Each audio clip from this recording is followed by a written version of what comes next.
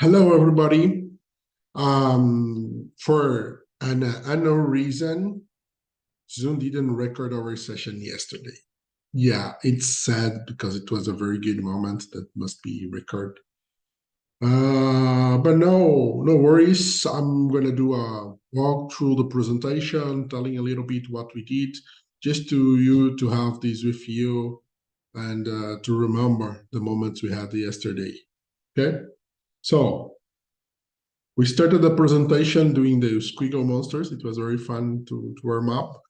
The main takeaways here is that monsters don't need to follow any proportion.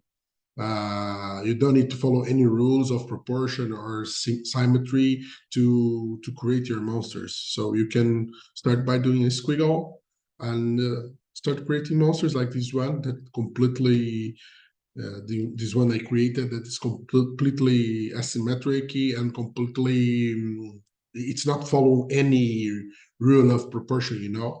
So that's something very important, and that's what I like to draw monsters because yeah, you know, you don't need to follow any rule, and I like this. Afterwards, we talked about expressions, focusing on mouth and eyebrow to create your expression. So you can create all expressions just changing your eyebrows and mouth. We did some examples here, and we talked about mad eyes as well. So when you want to bold or to bring your attention for a point of your presentation, of your visual map, or anything that you are going to do with monsters, use the mad eyes. Okay, I don't use it always, but I like to use it. If you see the monsters that are behind me, they don't have the mad eyes because the mad eyes get the attention of the people. So I just use the mad eyes when I want to get attention to the people to a point. And the example here show it a little bit, you know.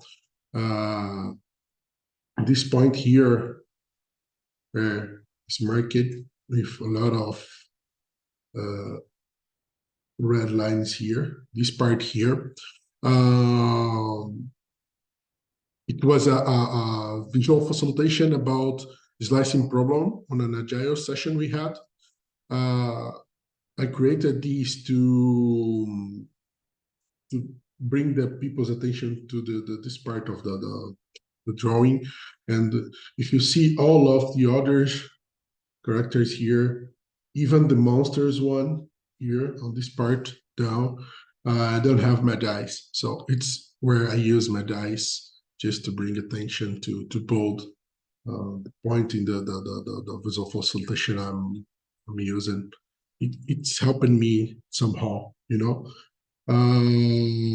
Here are a lot of other examples. Going forward, we played a little bit with monsters parts. So we got this character here and use it here to monstrify it a little bit more. So we add this horn here, some furs and tail and some ears. Some very important parts, very important takeaways of this part is the dark circles that we use to in the mad eyes when you use it to bold it a little bit. It's I use it all the time. I like to use these dark circles for complex objects. For example, for complex horns or for complex stuff that you want to add to your monster, it's just to decompose it into simple shapes and simple forms. We're going to talk a little bit more about that in the next slides, but decompose complex stuffs in simple stuffs is a takeaway from this part. About the colors here, I like to balance, and I don't use dark colors or dark stuff, dark uh, on my monsters. I just use soft colors because this contracts the monsters and soft colors uh, uh, give to your monster something more funny than more scare. So I like to have them more funny than scare. So scary stuff with soft colors are more funny. So it's cool. It's like Monsters Inc. You know, so if you remember this move, Monsters Inc., you'll see that all the monsters there had soft colors.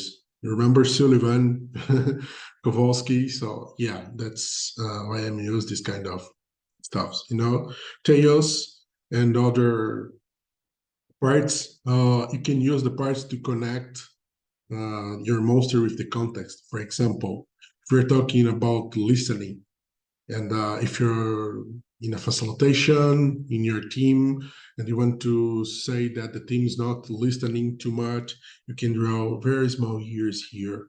But if the team's good on listening, you can draw a big ears. It's just an example where you can use the ears and the monsters parts to connect the monsters with the context. Okay.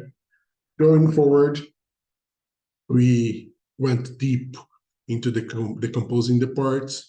So here, the visual alphabet by Sunny Brown. It's a very good starting point. So you can decompose everything just using these simple forms here. And I presented these where I decomposed some monsters parts in simple forms. You know, here you have circles, dots, and curves to create eyes, for example, lines and curves to create mouth. So you're going to have these with you in the PDF that we are sending, and you have some ideas here to break and to create, for example, body shapes or things like that to start drawing.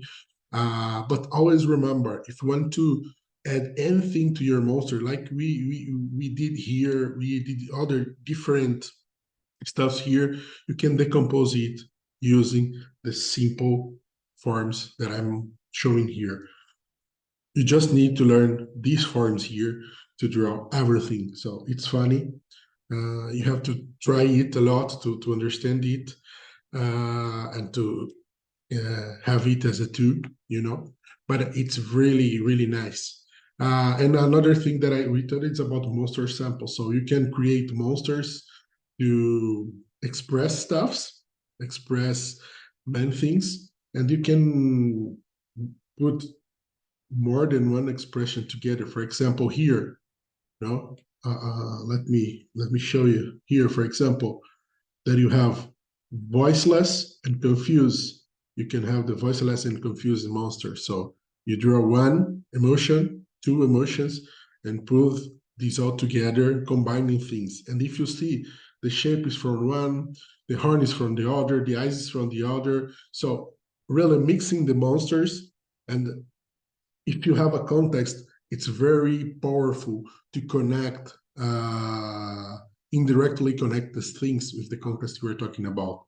Some of this one immature and confused is that a join of immature, this immature one, and the confusing one. Okay. We played a little bit in the Miro board. It was amazing to create monsters with Joyrify and Miro. It's amazing too that you have on your hands and put the things together. It's very interesting. So if you go there or if you use this link here, you will see that I'm gonna let the monsters parts there so you can go there and play a little bit to understand how Joyrify and Miro together can work and how you can use these in your facilitations and things like that. It's going to be very fun. We had a very fun moment doing that. And here, an example where I presented you when I used some monsters on a Disney Argentina facilitation, talking about agility. It was a very nice moment because it created dynamics and all of visual facilitation. We made that. We it was a group with some friends. We made a very interesting facilitation there, and we used monsters to add more uh, fun and to talk about different kind of things. For example, we can use the monsters here to talk about psychological safety. For example, we are going to offer these assets here, for example, buildings, house, and monsters create a scenario that represents a psychological safety of your team. So they can use all of these objects, monsters parts, assets to create something. And it's a very simple and very ludic stuff that can support you to talk about hard stuff like psychological safety. So monsters and funny characters are good because of that. I also presented this. That is the visual facilitation where I created some characters. So all of the characters I drew here are green or like these monsters here. So I created these to give some personalization to this uh, visual facilitation as well. And here some monsters you can find on my Instagram or my LinkedIn. I'm always sharing that. I'm always sharing stuff there. It's like my lab. So you can see a lot of things that I'm doing. One thing that I want to bold here, all simple lines, all simple stuffs. I don't like to draw complex stuffs. So if you go to this monster or any monster here, if you go to any monster here, you can see it's just lines, simple lines, and yeah, it's easy to reproduce. It's why I like this stuff. The arms, the way I create my arms, the way I create my feet and legs. Not complex, really, not complex. Just decompose it using simple forms, shapes, as in the visual alphabet I presented you. And finalizing, we saw some examples like this one where you can monstrify expressions and add more monsters, funny stuffs to to your to the shapes you are already using. You don't need to change your shapes. You don't need to change your way of doing visual think of do visual think. You can just add more uh, little stuffs, and you have more fun. Here, you represent different possibilities with symbols we already use. Here, to monstrify uh, objects like fruits, trees, or things like that to connect your object to the context you are talking about. For example, if we're talking about how to prepare a kid's lunch, a health kid's lunch. You can add some monsters' faces in the things that you're going to put on your context to connect the context with the thing you're showing. You want to tell, I also presented these, for example, toaster, a toaster, a simple toaster. But if I want to represent something like, oh, I'm late, and I'm rushing because I'm late and I need to go fast. So these emotions that are in the situation I live when I'm late and I need to get to the job or things like that, I can express it and add it into the um, the toaster to connect with to connect better with the toasters and the context. We finalized drawing two very fast monsters to symbolize very wide context, like massive growth or evolution. So using monsters to create metaphors, it's a very good thing as well. And I guess that's all that I want to summarize for you. It was a pleasure. If you want to know more, here you have my Instagram, my LinkedIn, and you can find all of my drawings at Verify. I have there more than 300 drawings, but the entire community have more than 10,000 drawings. There's so much more. So Verify is a very good too if you want to start put things together and express visually.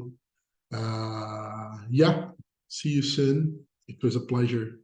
Thank you very much.